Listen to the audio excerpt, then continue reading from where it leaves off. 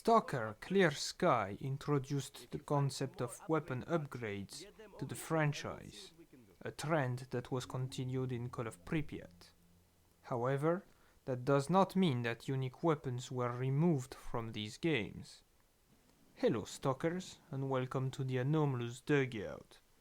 In this video, we will discover all the unique weapons from both Clear Sky and Call of Pripyat.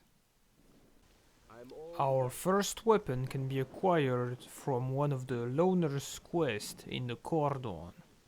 It is a trophy AKM, and it is found in the attic of the car park. So in order to get it, you need to do the quests of the Loners, and one of the quests will require you to find this weapon.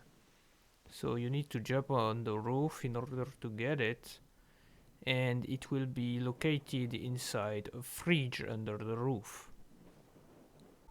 The weapon itself is just like a standard AK rifle. However, it fires a 7.62x54 ammo, so it does much more damage, but also has more accuracy and armor piercing than the standard assault rifle. Actually, this weapon is one of the most powerful in the game.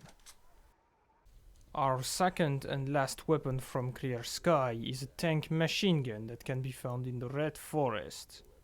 In order to get it, you need to get one of the quests from the Loners that requires you to find this weapon. And it is located near the tank, just under the space anomaly.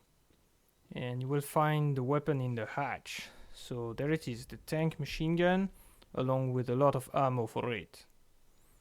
And the characteristic of this gun is that it's just like the normal machine gun, but it has an improved clip with 2000 ammo instead of 100, which makes it a very unique weapon that can fire for so long, and it is very efficient against large groups of enemies and mutants.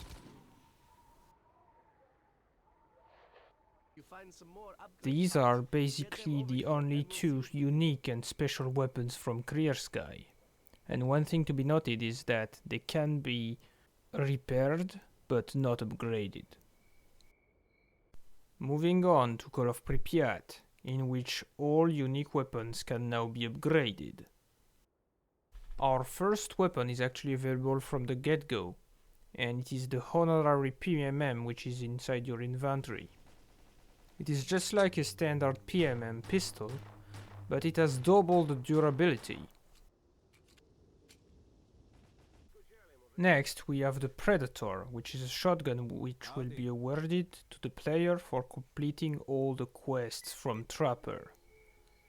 This shotgun is just like one of the standard shotgun, but it has slightly improved rate of fire and greatly improved damage, making it one of the most powerful close-range weapons in the game. After going to Pripyat, Zulu will separate with the group, and he can later be found at the school where he is battling with a horde of snorks. So you can help him defeat the mutants, and after that he will offer you to go back to the camp. So you can either go instantly with him or go back on foot. But when you go back to the camp, Zulu will be there, and you can talk to him to receive his special RP-74 machine gun. Oh, and you can also get it from his corpse if he actually dies during the trip inside the Pripyat underground. This machine gun is just like the standard machine gun, but it has 150 rounds in the magazine instead of 100, and it also has slightly improved durability and weighs 10 kilograms instead of only 7.5 kilograms. To get the next weapon, you need to find the UAV module, which is located here in the corner of the Jupiter map. So you need to go around the anomaly and find the crashed UAV, which is here, and search for it. And inside you will find a locked UAV module that you need to unlock. In order to do that, talk to Nitro and you will unlock the module for 1000 rubles. You just need to wait a bit and come back after it's done. And when it's done, the unlocked module will give you the coordinates to 3 different stashes, which are actually stashes from S.T.A.L.K.E.R and his men. The first stash is located in this giant wheel drilling machine, so you need to jump on it using the tree, and inside this stash you will get the first note. And the next stash is located at the cement factory in the right top corner of the map, so you need to go under it.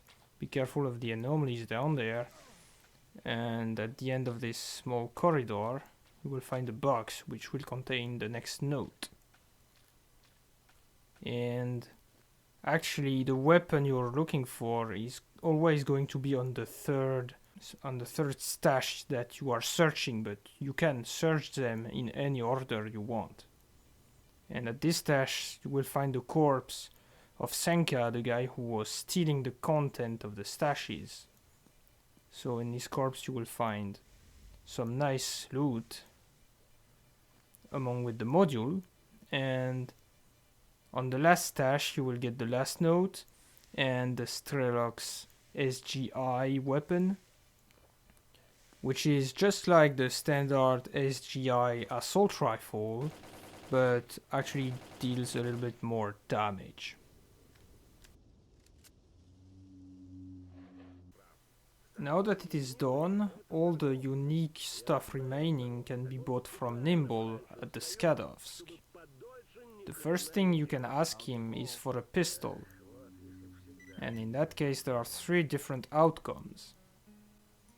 The first possibility is to get the Steppe Eagle, which is an improved version of the Black Kite heavy pistol. Compared to the normal version, it has a lot of improved accuracy. And then there is the Alpine, which is an improved version of the SIP pistol, which has 10 rounds in the magazine instead of 7, and that also has increased durability compared to the standard model.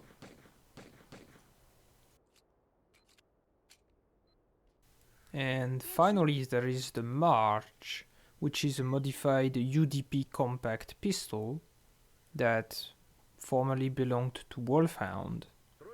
It has a lower recoil, higher rate of fire, and also more accuracy than the standard model, making it one of the best pistols in the zone.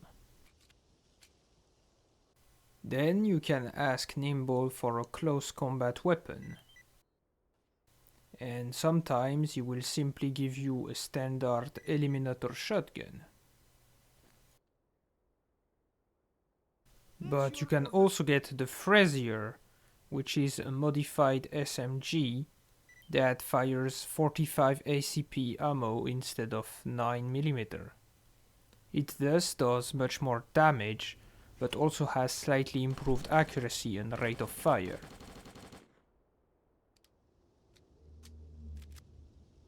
Finally, you can get the Carabinier, which is an improved version of the SPAC shotgun, which has 10 rounds instead of 8, and has also less recoil and more rate of fire.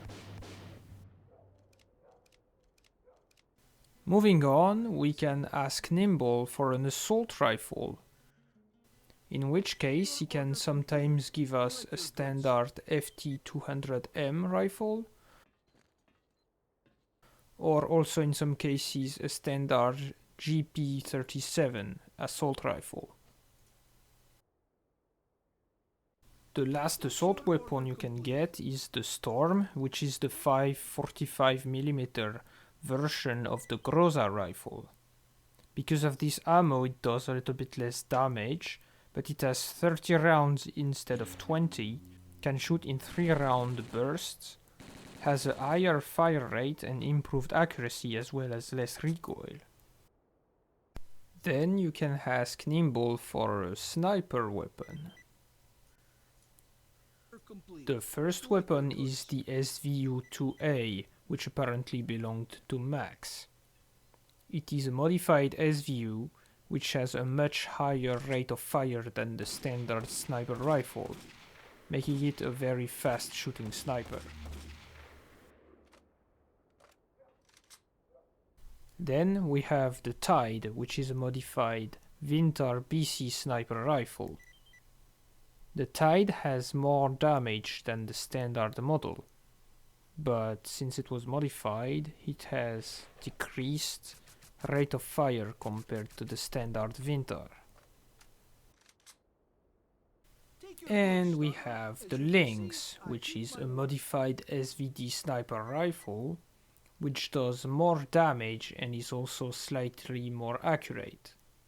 Because of these characteristics, it is actually the best sniper rifle in the game in terms of power, if you don't count the Gauss rifle, of course. Then Nimble also has a collection of very rare suits. For example, you can ask him for a closed cycle respiratory system suit, which will get you a SEVA suit. And you can also ask him for an exoskeleton. But asking him for an armored suit will allow you to get a unique CS3A body armor, which is an armor that came from the Clear Sky faction, as well as a tactical helmet. This armor is one of the best in the game, as it is very good in overall protection. And that's it for all the unique weapons from Clear Sky and Call of Pripyat. Yes, I didn't include the Gauss rifle, because it is not really a modified version of a standard weapon, although it is pretty unique in its own regard. Anyway, thank you for watching, stalkers, and goodbye.